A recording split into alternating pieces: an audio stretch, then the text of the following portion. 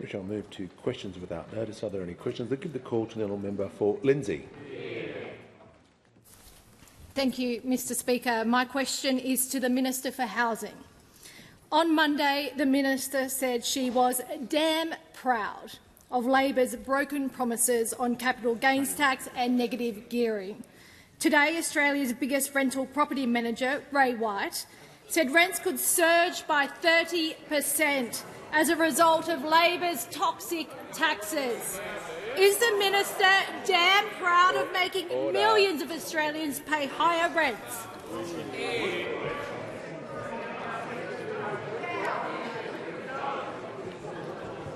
Order. Interjecting to someone to sit down is highly disorderly. Member for Chisholm and the members in that section. Well, I apologise if it's not the member for Chisholm, but someone there did it, and I'm not happy about it. Order. If I see anyone behaving like that, they will not be here to hear any questions or answers. The Minister for Housing, the Minister for Homelessness and the Minister for Cities has the call. Thank you so much, Speaker. Really appreciate this question from the member opposite. Speaker, I think I've said to the parliament before that we should try to speak the truth in this chamber whenever we can. And I'm really worried for the honourable member opposite who's asked me this question for just the sheer number of mistruths that she was able to pack into one question. So let's just go through it one by one. The first is that she has knowingly misquoted me in her question. But the second is that she has reached for Ray White, and I want to read to the parliament what Ray White have said today. Ray White is not forecasting a 30% rise in rents. Now, Speaker, how incredibly embarrassing for the opposition, because this is actually the second day in the row that they have come into this parliament and misquoted a party saying this. So I just want to remind the parliament that when they came into the parliament yesterday, they accused the National Australia Bank of saying the same thing, and then the National Australia Bank clarified this was not a forecast, and it is important to note that we do not forecast rental yields. I mean, seriously, you just could not make this stuff up. Now, I just want to go back to basics, Speaker, and actually talk to the parliament about what's really going on here, not the fictional world that's being created by those opposite.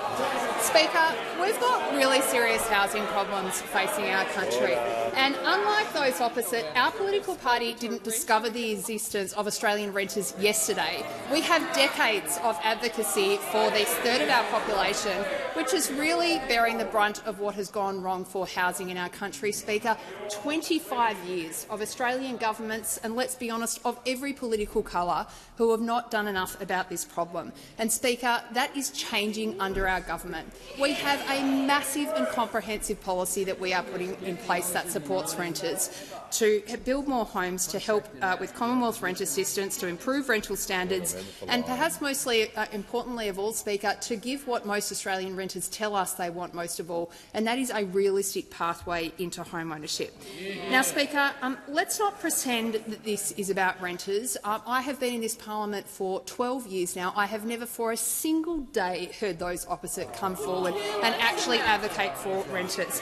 What they are doing is using renters as a cover for a political campaign to defend a broken system of which renters are the main victims, Speaker. Well, on this side of the chamber, we've got real reforms to help renters around this country, and we'll keep advocating for them as we have for decades. Member for Corangamite is warned. We're not having just random people saying what they feel like. Honestly. Order. The House will come to order immediately.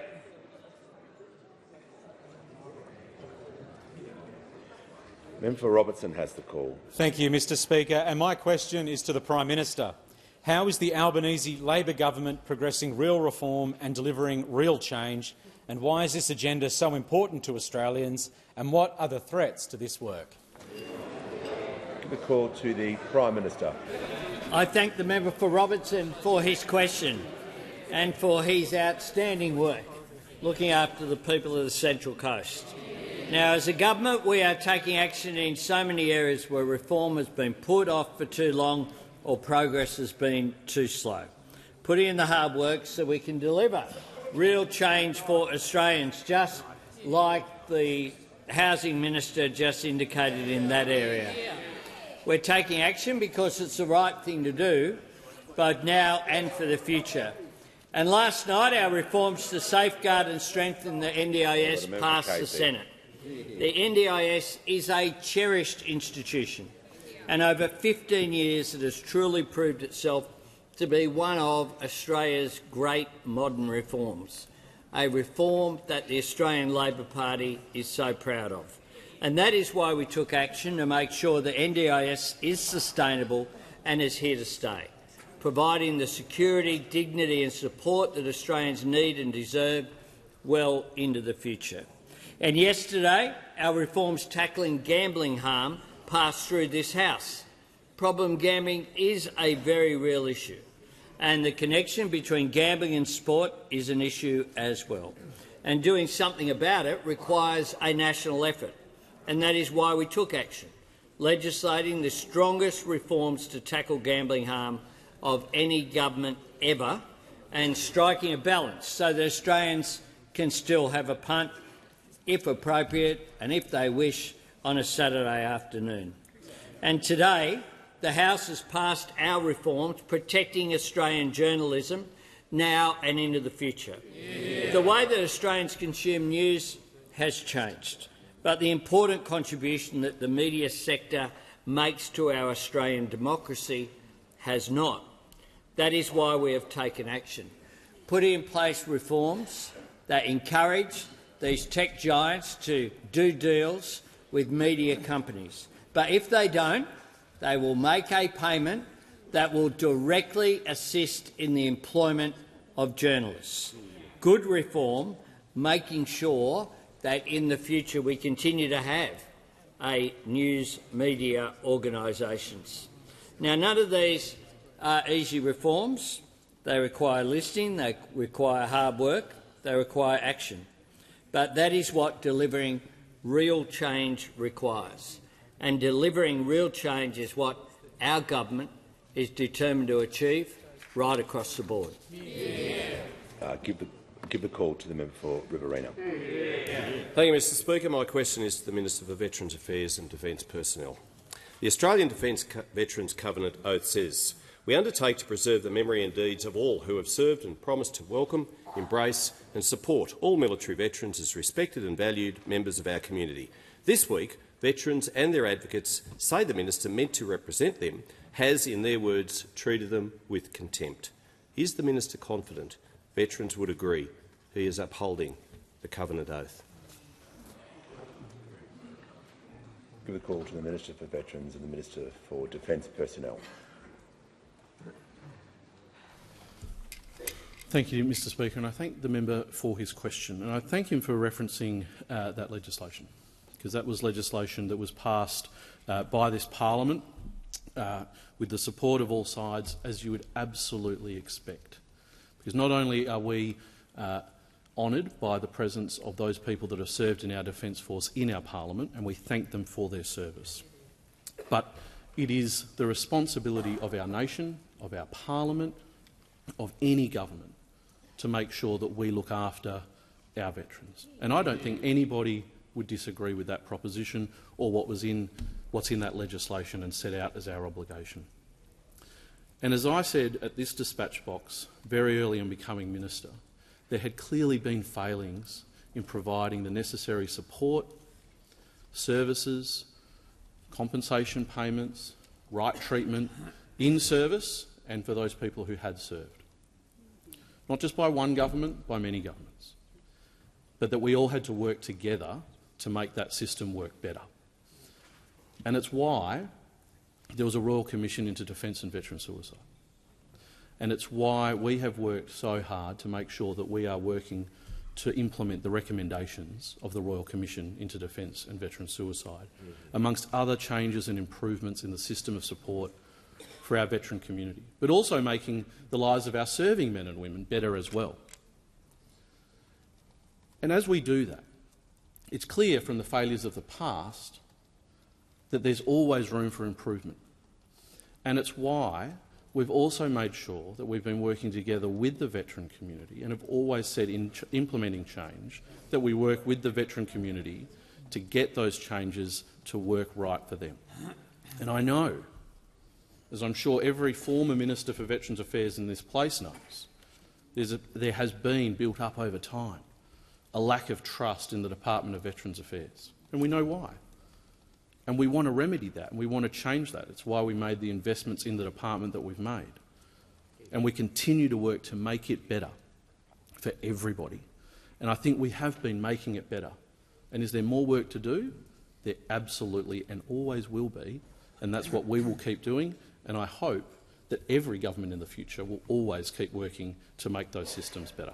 The member for Rann on a point of order. Mr Speaker, I seek leave to table this sacred document, the Australian Defence Veterans Covenant, so the minister can refamiliarise himself with the words therein. The member for McEwen will just resume his seat for a moment. He will get the call. The member is seeking to table a document. Thank the Leader of the House. Give the call to the member for McEwen. My question is the Minister of Health and Ageing, Disability and the NDIS. How is the Albanese Labor government securing the future of the National Disability Insurance Scheme and working with states and territories to deliver support for Australians living with disability? Call to the Minister for Health, the Minister for Disability and the Minister for the National Disability Insurance Scheme. Yeah, thank you, Speaker, and to the member for McEwen for that really important question. Last night, as he knows, the Senate passed the government's plan to get the NDIS back on track, and this is really important, essential reform because it had become increasingly clear, I think, Speaker, to the broader Australian community that this extraordinary social program, which has delivered so much to Australians living with disability, had nonetheless gone too big, was costing far too much and had become a soft target for crooks and for shonks. And the changes that were passed last night deal with all of those problems, and it sets the clearest possible path, I think, for a sustainable, secure future for the world's best disability insurance scheme. Now, while these reforms are essential, I know that they are, as the Prime Minister indicated, they're hard reforms, and I know that they are causing anxiety in some parts of the community, among some NDIS participants and their loved ones. And I want to assure those Australians and the broader community of a few things. This program will still grow. This will still be our biggest social program outside of the age pension, significantly bigger than Medicare, way bigger than the PBS, and it will remain the centrepiece of the most comprehensive suite of supports for people with disability that you will find anywhere on the planet, Mr Speaker. But even with the passage of those changes last night in the other place, there is still much to do. New eligibility tests are being developed right now to return the scheme to its original purpose, which was, as we all know, I think, to support people with significant and permanent disability. But that makes our work with state governments even more critically important, to rebuild those other support systems that used to exist at state level to provide that critical support to people with more low to moderate support needs. Every state and territory except Queensland has now finalised their implementation plans for the Thriving Kids program, supporting children under the age of 9. And those supports will start rolling out in only a few weeks' time, and they'll be fully up and running by the end of next year, ready for the new eligibility changes that take place on the 1st of January 28. But I have to say, Mr Speaker, Queensland needs to get moving in this area as well. Queensland families deserve the same commitment and the same action that we're seeing from every other state government, Labor and Liberal alike. And then we need to get on with the other critical work to develop supports for other groups, children over the age of 9, people with psychosocial disability and many others, Mr Speaker. But I thank the Parliament for their support for this critical plan. We now need to get on with implementing it. Before I call the member for Indi, I'll just do some acknowledgements and welcome to Parliament. I'm pleased to inform the House that present in the gallery today is a delegation of homelessness and mental health sector representatives from across Australia who are visiting Parliament today to discuss how to tackle repeated homelessness as guests of the Minister for Housing and the member for Menzies. I'm also pleased to inform the House that present in the gallery today as a guest of the member for Wentworth is Ms Chanel Contos, the founder and CEO of Teach Us Consent, a youth-led not-for-profit organisation focused on implementing consent education in our schools. And also I'm pleased to inform the House that present in the gallery today is Dr Nicholas Pappas AM, Chair of the Special Broadcasting Service, and Ms Jane Papelman, the Managing Director. They are here today for a bipartisan event with SBS, which demonstrates strong support from across the Parliament, particularly reflecting social cohesion and contributing to our civics education. For the Prime Minister's benefit, I understand that Dr Pappas is also the Chair of the Sydney Rabbitohs. And I give the call to the honourable member for Indi. Thank you, Speaker. My question is to the Minister for Communications. Your Universal Outdoor Mobile Obligation Bill has strong support and could pass this week, but it's been sitting on the notice paper for over a year. I've put forward several amendments, including vital reforms to help facilitate temporary disaster roaming. Recent mobile outages have shown that a hands-off approach to telecommunications isn't enough. Minister, why is the government going slow-mo on UOMO? Order. Give the call to the Minister for Communications and the Minister for Sport. Thank you, Mr Speaker, and I thank the member for Indi for her question. The Universal Outdoor Mobile Obligation will enable, for the very first time, baseline outdoor mobile connectivity across Australia. It will substantially expand scope for people to seek help if they're lost, if they're injured, if they're facing natural disasters in areas without traditional terrestrial mobile coverage. But I know this is a really important issue for the member, and I thank her for her ongoing engagement in the UOMO bill today. I think it's fair to say that the electorate of Indi is a real exemplar of the kinds of communities that UOMO will assist. I was pleased to meet with the member for Indi earlier to hear her concerns on behalf of her constituents. Why hasn't it passed the House yet? As the member is aware, the Albanese Labor government has progressed several key pieces of legislation in the last 2 weeks, and I look forward to UOMO coming back for consideration in detail soon. I thank the member for her constructive proposed amendments. I will respond to them in full when we do consideration in detail, and I would remind her that the default start date for UOMO is 1 December 2027. So the number one factor in whether any obligation can commence on that date is the development of the direct-to-device market. That's the number one factor. So that's why we'll continue to assess industry readiness. Call to the honourable member for Moreton. Thank you, Mr Speaker. My question is to the Minister for Communications. How is the Albanese Labor government delivering real change that is creating a sustainable and responsible future for Australians when it comes to gambling reform and the Australia's media landscape? Call to the Minister for Communications and the Minister for Sport. I thank the member for Moreton for her question, and I hope that her knee is on the mend.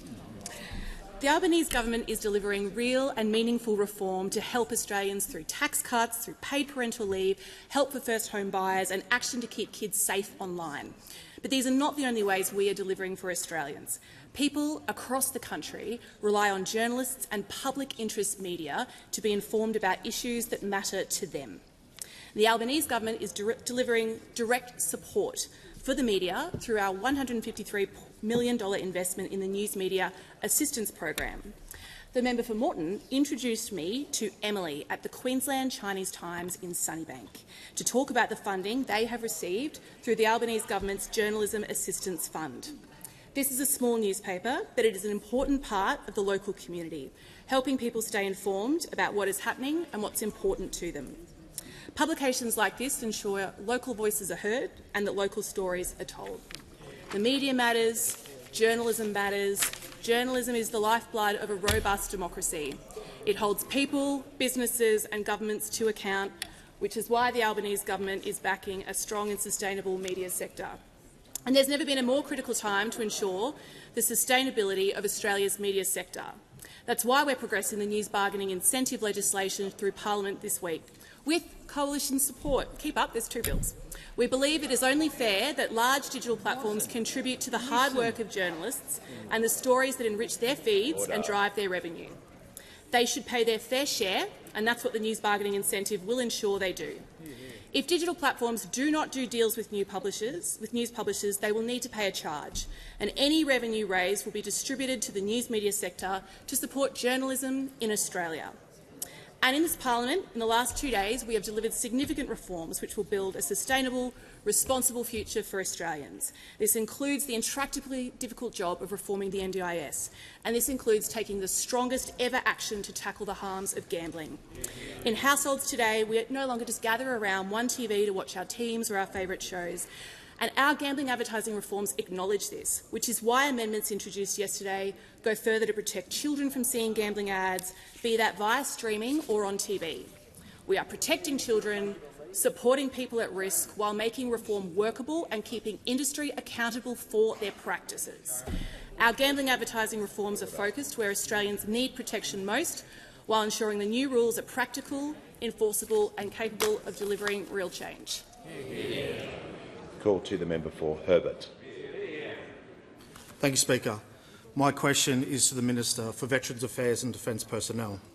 This morning, Renee Wilson, the CEO of the Families and Veterans Guild and partner of combat wounded Gary Wilson, told the media the first she heard of the minister's discussion paper about his cruel cap was in question time yesterday.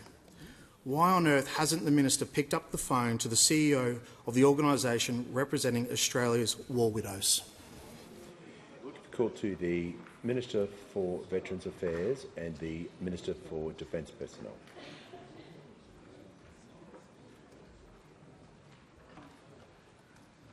Thank you, Speaker, and I thank the member for his question, and I recognise his real dedication to these issues, of course, from his own service as well, and the great work he does, particularly in his community of Townsville, which is a key garrison city for our country. I have had engagements with Renee, as you mentioned. She does great work through her guild and the work that she does to support our veteran families, and I've had many engagements with her. And we've been clear when we announced the changes to Allied Health to improve access that we would also be consulting with the veteran community around how do we make sure that we ensure that there's no gap in service provision to our veteran community as a result of these changes. And we've been very clear about that, and we'll be starting that soon. And as I mentioned in question time yesterday, that will involve a discussion paper. I haven't had a direct conversation with her about the discussion paper, but we really look forward to seeing all of that feedback come in as part of that process, including from Renee and her organisation and the many other ex-service organisations around the country. Before I call the member for Macnamara, I'd like to draw the House's attention to an important delegation that's joined us on the floor of Parliament, and a historic one. For the first time in our Parliament's history, I get to welcome the Lord Speaker of the Legislative Assembly of Tonga, led by His Excellency Lord Dyer and his parliamentary delegation. Malo e lave mahi. Welcome to question time. You give the call to the member for Macnamara. Thank you, Speaker. My question is to the Minister for Employment and Workplace Relations. How is the Albanese Labor government delivering for Australian workers, and what could place this progress at risk? Call to the Minister for Employment and the Minister for Workplace Relations. Thank you, Speaker. I'd like to thank the member for Macnamara for his question, but for his fierce advocacy for workers in his electorate, but also right around the country. The Albanese Labor government is helping to deliver higher wages for workers because we know this is one of the best ways to help with cost of living pressures. We have delivered world-leading minimum standards to ensure gig workers do not have to rely on tips to make ends meet. And with the first minimum standard coming into force this week, some platform delivery drivers are now earning 25% more. It's this Labor government has also backed wage rises for our lowest paid workers each and every year we've been in government. And of course, it's been this Labor government that's reinvigorated enterprise bargaining, which is delivering higher wages for more workers. Just last week, the Education Minister introduced legislation to lock in a 15% pay increase for our early educators. Of course, this government closed the Labor liar loophole, which meant that many people doing the same job. OK, I'll do it again. Order. The Labor hire loophole. The Labor hire loophole with our same job. You know where I'm going. You don't want to get there. And of course, this government is getting wages moving, and getting wages moving is critical to this government's mandate. The ABS data released today shows that annual nominal wages have grown above 3% under this Labor government for the last 4 years. And this data also shows that real wages have grown in the June quarter. Now, Speaker, I know this is the bit they don't want me to get to, because I am asked what could put this progress at risk. And of course, we all know what will put this progress at risk. It is the Liberal, National and One Nation if they were to ever form government. Not only did those opposite, when they were in government, have low wages as a key design feature of their economic policy, but they failed to back pay rises for our low-paid workers. Of course, as I reported yesterday, the Leader of the Opposition described our laws that have led to pay rises as being disastrous. Disastrous. That is his attitude to wage increases. Of course, he is in good company with One Nation, who have consistently voted with the Liberals and Nationals to stop laws that will actually deliver pay increases to workers in this country. It is very clear that if the Liberals, Nationals and One Nation were to ever form government, workers' wages would be on the chopping block. What I call there's far too much noise during that answer. The member for Hunter interjected 11 times during that answer. He'll leave the chamber under 94A. You simply just can't continuously interject on people. I made that clear yesterday. It goes to both sides of the chamber. Now the House has come to order. We'll hear from the honourable member for Riverina. Thank you, Mr Speaker. My question is to the Minister for Veterans Affairs and Defence Personnel. Veterans and their families have lost faith in the minister. Former Royal Australian Navy diver and Fair Care for Veterans spokesman John Armfield said this after the meeting with the minister. I enlisted under the Navy values of courage, honour, honesty and loyalty, yet you failed to display any of these values, Minister. How can the minister continue as Minister for Veterans Affairs and Defence Personnel if he cannot uphold defence values? Call to the Minister for Veterans Affairs and the Minister for Defence Personnel. Thank you, Speaker, and I thank the member for his question. And the circumstances of Mr Armfield that he has gone through, and he gave evidence to the Royal Commission about that, and I saw that evidence and I've engaged with him about the circumstances he had to confront, were tragic and terrible. And I've said that to him, and I've said that to him before, and Navy apologised for some of that conduct to him as well, and very much should have done so.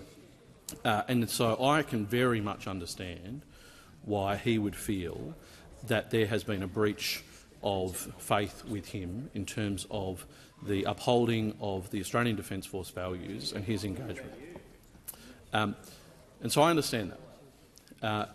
I am sorry that he holds that view about me.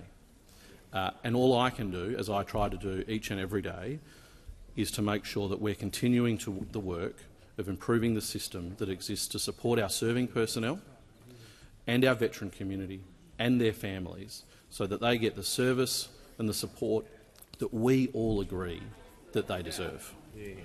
Call to the honourable member for Melbourne. Thank you, Speaker. My question is to the Treasurer. What progress has the Albanese Labor government made on wages, super and the budget? And what are the risks to this progress? Call to the Treasurer. Mr Speaker, and as the Minister for Employment told us a moment ago, we have seen real wages growth in the June quarter, and we have seen nominal wages growth higher than 3% for all 4 years of this Labor government. And I know that the member for Melbourne, as a real champion of the working people of that wonderful city, is very pleased to see that this government delivering nominal wages higher than 3% all throughout our government, never once achieved by those opposite in the previous government, Mr Speaker. When we came to office, real wages were falling sharply. They've risen in 8 of the last 11 quarters in annual terms. They went up today in the June quarter, but we acknowledge with this persistent inflation challenge in our economy, that puts pressure on real wages. We've acknowledged that in a number of different ways. So, Mr Speaker, this government has overseen higher nominal wages growth than we saw under those opposite. We're doing that, whether it's advancing workers during their working years or making sure that they've got a decent superannuation system when they retire. This government backs workers while those opposite attack them. We back them with stronger wages and we back them with the strongest superannuation system, getting super to 12%, payday super, super on paid parental leave, making sure that we strengthen this system, which is the envy of the world, to deliver economic security and retirement incomes for millions of Australian workers. Now, Mr Speaker, we're boosting wages, we're strengthening super, we're helping with the cost of living at the same time as we're strengthening the budget. And we saw that recognised overnight when Moody's, the second global ratings agency in the course of the last couple of weeks, reaffirmed Australia's AAA credit rating. And they did that because of the responsible way that we have gone about managing the budget, getting gross debt down $200 billion lower than what we inherited, and the trajectory that those opposite left us when we came to office, Mr Speaker. And so I encourage the House to look at that Moody's statement overnight, which was effusive about the government's responsible economic management. Another welcome and powerful endorsement of this government's responsible economic management, Mr Speaker. Now, whether it comes to wages or superannuation or managing the budget responsibly, the contrast could be clearer. Could not be clearer, Mr Speaker. Those opposite have already racked up another $110 billion in commitments in the forward estimates alone, more than $500 billion over the next decade or so, Mr Speaker. The Shadow Treasurer says that he'll offset all that, but he won't tell us what that means for Medicare or wages or for super, Mr Speaker. That the next election the difference will be really clear. A Labor government and this Prime Minister backing workers and wages and super and strengthening the budget, and those opposite, Liberals, Nationals and One Nation, who hate superannuation because they don't support working people. Time has concluded. The call to the member for Herbert. Thank you, Speaker. My question is to the Minister for Veterans Affairs and Defence Personnel. Former Air Force fighter jet pilot Dr Tim Nelson spoke about the minister's behaviour in a meeting, and I quote, "He walked into the room, refused to shake our hand, sat down with his arms crossed and rolled his eyes." Yesterday, the minister told the House, and I quote, "I don't agree with the characterisation that you've just outlined." Is the minister calling this veteran a liar?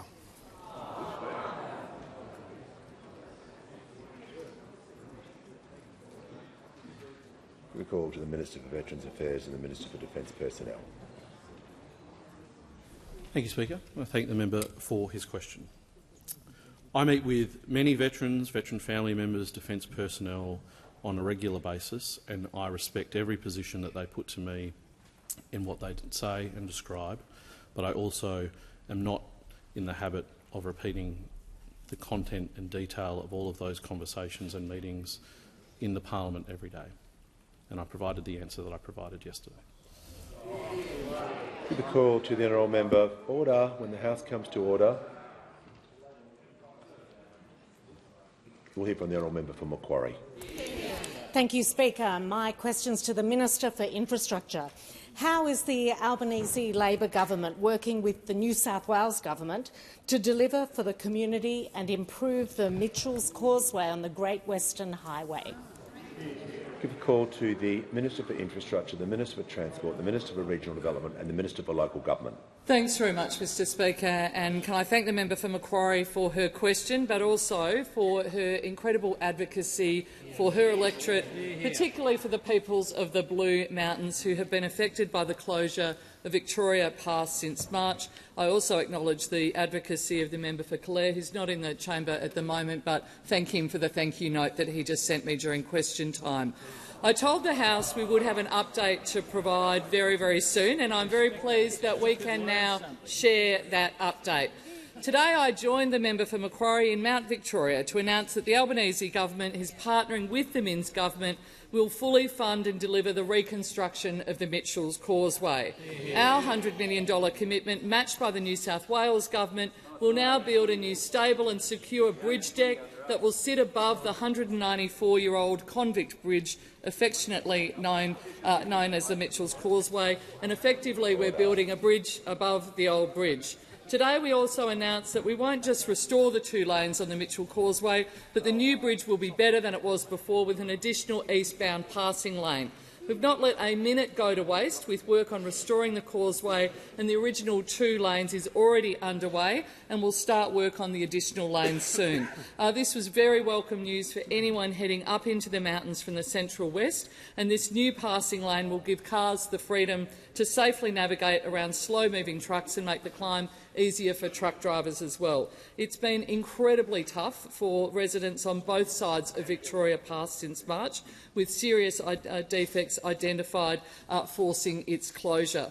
From day one, we have been working very closely with the New South Wales government. We've been very clear from the start that our government would support them in funding and a delivery to fix this project. The New South Wales government, led by Minister Aitchison, moved very quickly to assess the bridge, develop a plan to fix it and to get it reopened next year. And because of that focused priority work, we believe we will have the new road deck in place and the highway opened and reconnected by mid-2027. Because this $200 million commitment, it's a joint commitment of both levels, of both state and federal governments, not only seeing the causeway rebuilt but built back better. This is how you work collaboratively with state governments. We're very pleased to join with them in that announcement this morning, and I want to give a shout-out to the workforce there. They have been on site.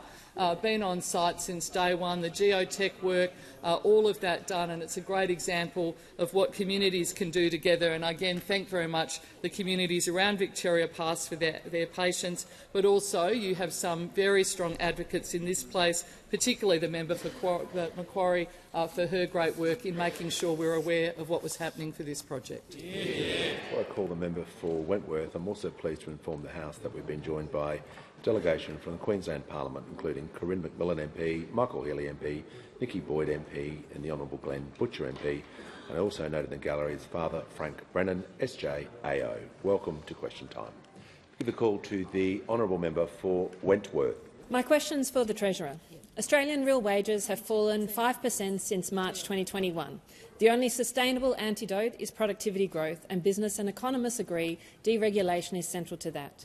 I welcome budget measures to address regulatory constraints, but we need more, and the budget didn't curb what the PC calls Australia's red tape impulse. Will the government act to reset incentives around regulation by something like a regulatory review committee with similar importance to the ERC, hard targets to departments to offset new regulations with deregulation, or a Minister for Better Regulation? Call to the Treasurer. Thank you, Mr Speaker. Thank you to the honourable member for her interest in this important topic. The last part of her question, Katie Gallagher is the Minister for Better Regulation, and I'm proud to support her work. In fact, the whole Cabinet is engaged in one way or another in this important task of economic reform, and particularly when it comes to better regulation. As part of that, I also shout out the Assistant Treasurer and the Assistant Minister of the Treasury for the work that they do. The Assistant Treasurer gave a wonderful speech today at the National Press Club about some important issues. I thank the honourable member for her question for a number of reasons, but partly because I acknowledge the important contribution that she made to the Economic Reform Roundtable, which began a year ago today. Today is the one-year anniversary. And that Reform Roundtable did bring together a whole bunch of people to shape the economic future of this country.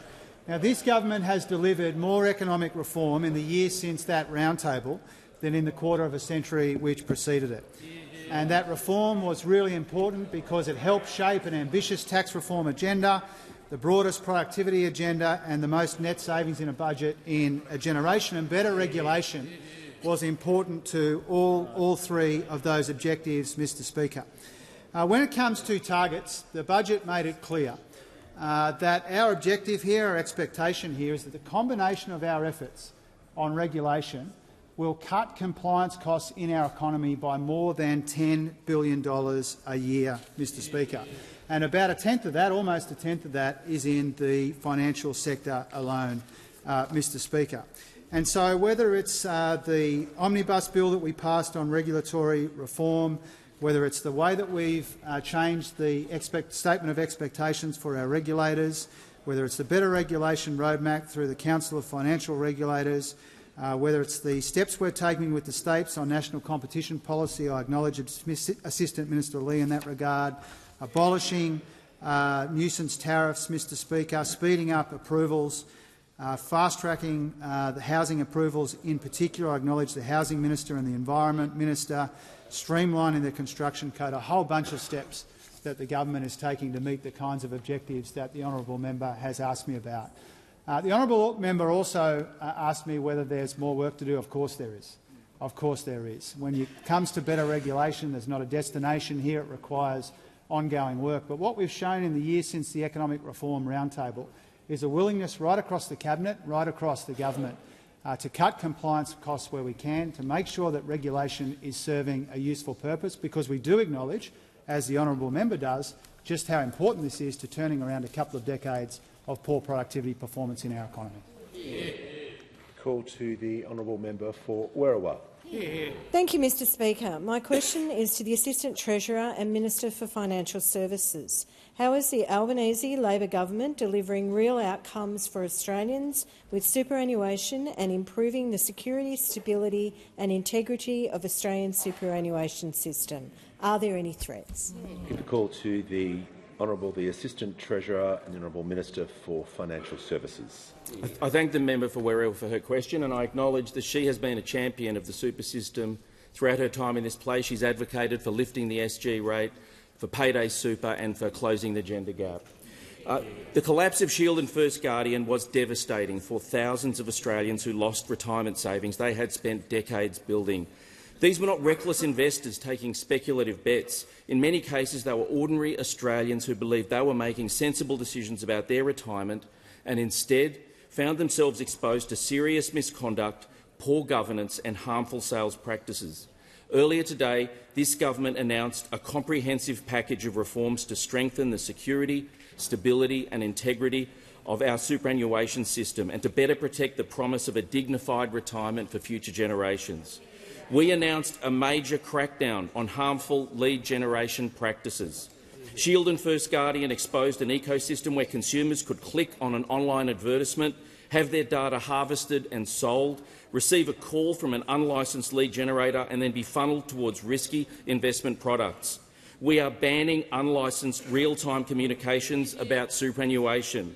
We are tightening anti-hawking laws. We are strengthening penalties and we are targeting the data harvesting and broking practices that sit at the front end of these harmful business models. The objective is simple: to stop consumer harm before it occurs and shut down the pathways that bad actors use to gain access to Australians' retirement savings. The second pillar that I announced today is stronger accountability and compensation arrangements across superannuation platforms. Australians should be able to trust that if a trustee places a product in front of members, that trustee stands behind it. That's why we're creating a new framework that enables ASIC to direct trustees to commence remediation processes where there are credible concerns that they have failed in their obligations. Where trustee failures have contributed to losses, members should have access to clear and practical pathways to compensation. We are also giving APRA powers to ensure trustees offering higher-risk products have the financial capability to meet those responsibilities, that they have the backing to stand behind their obligations. These reforms will provide compensation closer to the source of failure. And the third pillar is improving access to safe, affordable and reliable financial advice. As our superannuation system matures, Australians increasingly need help navigating complex retirement decisions. We're progressing long-awaited financial advice reforms. Taken together, these reforms address the lessons of Shield and First Guardian, strengthen consumer protections right across the system and improve accountability and expand access to advice. They put superannuation members first and help ensure Australians can have confidence in their retirement system. Give the call to the Leader of the Opposition. Prime Minister, yesterday the Minister for Veterans Affairs admitted he got it wrong in refusing to meet with veterans to discuss Labor's cruel cap on allied health services. He also got it wrong on trying to put a use-by date on medallic recognition. He got it wrong on refusing to support the Invictus Games. And he got it wrong on cutting funding for the family of fallen Victoria Cross hero Cameron Baird VC MG. Why won't the Prime Minister sack this incompetent and disrespectful minister? Order. The member for Corangamite will leave the chamber under 94A. She's on a warning.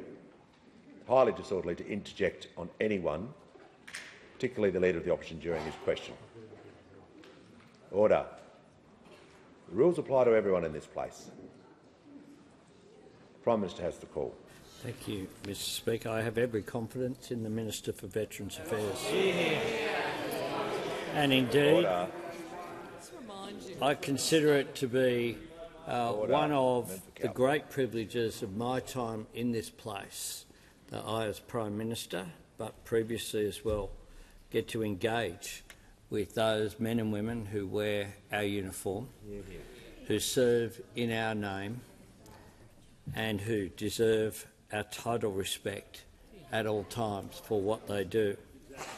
Our veterans stepped up for us, and we must step up for them. And I spoke earlier today about my first experience overseas back in 1986 with those extraordinary veterans led by Weary Dunlop. Since then, every single conflict has seen Australia's men and women serve with honour, with dignity, and they deserve our respect. Now, the minister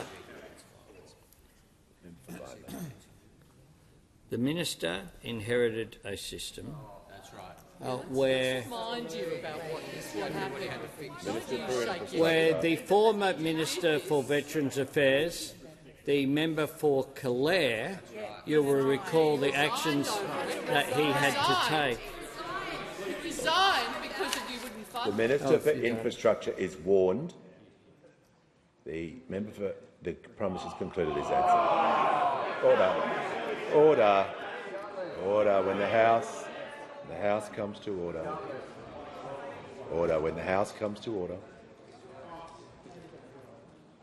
We'll hear from the honourable member for Dixon. Thank you, Speaker. My question is to the Minister for Housing. How are the Albanese Labor government's housing tax reforms helping Australians?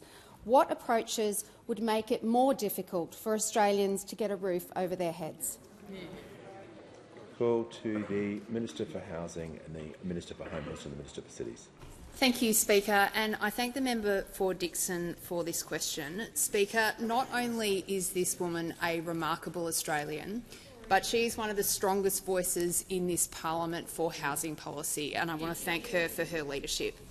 Speaker, our housing tax reforms have two really clear goals.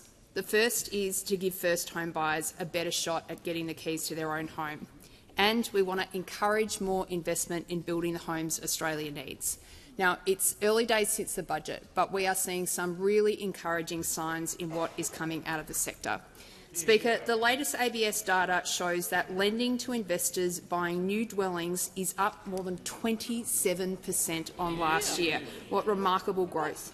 And at the same time, Speaker, we are seeing investor lending for construction rise 4.4%. It is now 20% higher than it was a year ago. Speaker, that same data shows us that investor lending to buy existing homes fell almost 15% in the June quarter, and data from our 5% deposit program, Speaker, shows us that we have got first home buyers around this country going to auctions and they are winning. Now, Speaker, these are the exact directions that we want to see from the housing market. We want to see less investor money chasing up the house prices of homes that we already have. We want to see more investment helping build the homes our country needs, and we want to see those scales tipped right back in favour of first home buyers. Now, Speaker, we are seeing support for these measures from some, frankly, quite surprising quarters. And I want to share with you a quote from Commonwealth Bank CEO Matt Comyn, who has said, "Investing or supporting businesses so they can invest, grow and employ people is going to deliver a better overall outcome for our country than people buying and selling housing to each other." We had the National Australia Bank's chief economist Sally Auld say on 7:30, in the long run, it's owner-occupiers who are the winners in all of this, in the sense we're going to redistribute the ownership of housing away from investors and more towards owner-occupiers. Now, Speaker, we have got even leaders in our banking sector who can see that these changes are in the national interest. Speaker, why can't the Coalition and One Nation see the same? Speaker, when we look at the facts, we have got home ownership rates for young people around this country falling through the floor. Speaker, 81% of millennials and Gen Z tell us that they are delaying major life decisions, delaying getting married, delaying having a child, because they are concerned about housing insecurity, yet still those opposite spend their time in this parliament defending a broken housing system. Well, I say very directly to Australians, we hear you, we see the pain that you are in, and we'll keep delivering you the real change you need to get into a home of your own. Give a call to the honourable member for Mayo. Thank you, Mr Speaker. My question is to the Minister for Housing. It's reported approximately 51,000 non-citizens, 1/5 of the overall applicants, have accessed the 5% First Home Buyers Deposit Scheme, many of whom may own overseas properties. Rightly, the government does not allow HECS debt to be accrued by permanent residents, as they're not Australian citizens. So why does the government expose Australian citizens to the risk of loan default from non-Australians accessing the 5% deposit scheme? Call to the Minister for Housing, the Minister for Homelessness and the Minister for Cities.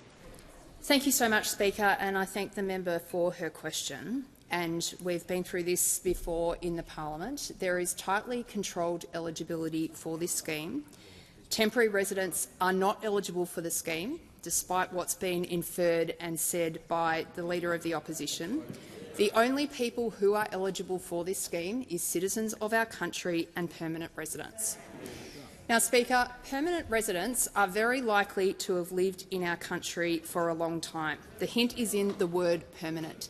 These are people who are working as doctors and nurses. They are aged care workers who are caring for our elderly. They are carers who are working in disability and other sections. They are permanent residents across our country and they are helping our country grow. Now, I'm hearing a lot of interjection from the Leader of the Opposition. And, Speaker, I want to remind him again that the words that he utters in this parliament are not just heard by the people he thinks. I'm responding to an interjection, Speaker. Well, I can handle it, Minister. Thank you. Order. The manager is entitled to raise his point of order, so I'll hear his point of order. Out of respect to the member who asked this question, it didn't have anything to do with the opposition, and I think the minister should be brought back to the question itself. Ridiculous. Yes, there was no. I'm just reading the question. There was no analysis of opposition policy, so I'm just going to get the minister to get back to the 5 deposit scheme, but I'm going to make sure if she is doing any policy relating to the topic, she's got to, or comparing a contrast, she's got to be relevant to the question she was asked. Yes, the Leader of the House. Yeah, just in terms of the compare and contrast issue, there's a series of different points throughout that question. Just looking at it now, it's not even limited to one policy area. It contains other comparisons, so the capacity to be able to compare and contrast is broader in that than it would otherwise. Take the call if you want to chat. Okay. We'll get through this. The Manager of Opposition Business.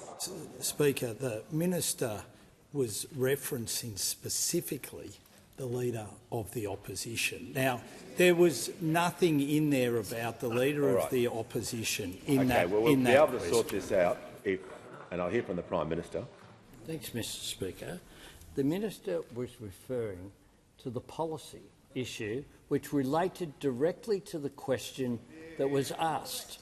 The question that was asked went to eligibility for the 5% deposits. It is perfectly relevant for the minister, and indeed, in order to give an answer to that question, it is necessary for the minister to point out who is eligible for this scheme. And the fact is— The manager was heard in silence. Order. I give the courtesy to the manager.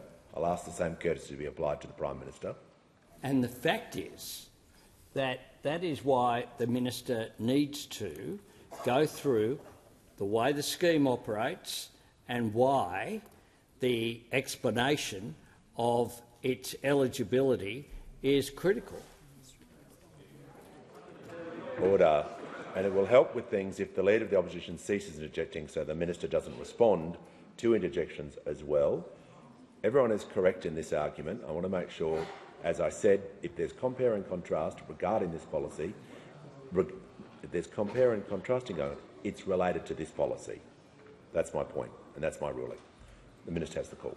Thank you so much, Speaker. And just to the compare and contrast in relation to this policy, I want the parliament to know that actually, since we last met, the Leader of the Opposition was busted making a false claim about the eligibility of this policy. And I want to quote to you what he said. He said, "Labor has made the 5% deposit program available to anyone the day they arrive." The minister just pause for a second. Resume. Just take your seat for a moment. I'm not happy with the level of interjections during this question time today. There is far, far too much ongoing interjection. The member for Lyne is continuously interjecting. I'll have to put you on a warning, member for Lyne. And that goes for both sides. I don't like issuing a general warning, but I'm getting close to doing it for everyone inside this House today. So please, I am asking everyone to listen to the minister, to show respect, and to show respect for the person asking the question as well. It's not good enough, and I'm asking everyone now to do better. The minister will continue her answer. Thank you, Speaker. And I was just reporting to the parliament that in the sitting break, the Leader of the Opposition was busted saying behind closed doors, Labor has made the 5% deposit program available to anyone the day they arrive in the country. And I want to call that out, Speaker, because it just speaks to the disgraceful reflex for division that those opposite bring forward to all of the problems facing our country. It wasn't just that, Speaker. The Leader of the Opposition actually said publicly, when he announced that he wanted to withdraw support for permanent residents, he said, "When you commit to this country, we'll commit to you." And I want our loved Chinese Australian community and I want our loved Indian Australian community to know that we see your commitment to our country, we respect it and we value it. Speaker, this is a program our government is incredibly proud of. 260,000 people have the keys to their own home today because of this fantastic support that we are offering them, Speaker. Not only are those focused on division, they do not have a single sensible thing to say about housing, the most important issue facing our country. Speaker, we're not going to be distracted by their obsession with conflict. We've got housing issues facing our country, and that's why we're stepping up and making real change to Australia's housing system. The member for Wright. When the House comes to order, we'll hear from the honourable member for the Treasurer and the Leader of the Opposition. I'm just bringing the House to order because I would like to hear from the honourable member for Dunkley. She has the call. Thank you, Mr Speaker. My question is to the Minister for Small Business. How is the Albanese Labor government supporting Australian small businesses to have certainty to invest in their business? Give a call to the Honourable Minister for International Development, the Minister for Small Business and the Minister for Multicultural Affairs. Thank you so much, Mr Speaker. And can I thank the member for Dunkley, not just for her question, but for the tireless way that she comes here every single day and advocates for the small businesses in her electorate of Dunkley. Mr Speaker, there are 2.7 million small businesses across Australia, and behind this figure are millions of Australians, mums and dads, migrants, young and old, people with a passion and a talent. But starting a small business is more than just monetising a passion or a talent or a skill. It's about contributing to our economy and, importantly, also contributing to our community. And when people take that plunge and they decide to start a business, they need confidence and they need certainty. Certainty to be able to make the long-term decisions for growth and sustainability for their business. And that's why we announced in this year's budget, Mr Speaker, that we would make the $20,000 instant asset write-off permanent.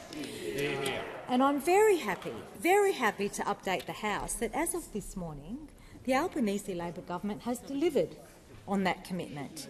And the $20,000 instant asset write-off is now a permanent feature of our economy. What this means, Mr Speaker, it means that small businesses who want to invest in equipment, in machinery, in tools or assets can do so with confidence. They can plan ahead. They can plan ahead without having to constantly worry about whether or not the instant asset write-off will be held for another year, as they have had to do in the past.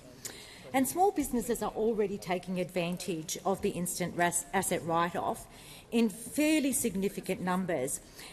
In fact, the latest figures show that around 300,000 businesses claimed the instant asset write-off in the 24-25 financial year. Now, importantly, this measure applies on a per-asset basis, so businesses can write off multiple purchases during the year, and it can also be used multiple times during the financial year. So whether it's one coffee machine or three, one new fridge or an entire fit-out, small businesses can write off the assets that they need, when they need, and as many times as they need. Mr Speaker, it's just one of the ways that this Albanese Labor government is supporting small business. It's just one of the ways that we're making a difference, a real difference to small businesses. And it's one of the ways that we back small businesses because we know that small businesses back Australia. Prime Minister. Thank you, Mr Speaker. I ask that further questions be placed on the notice paper.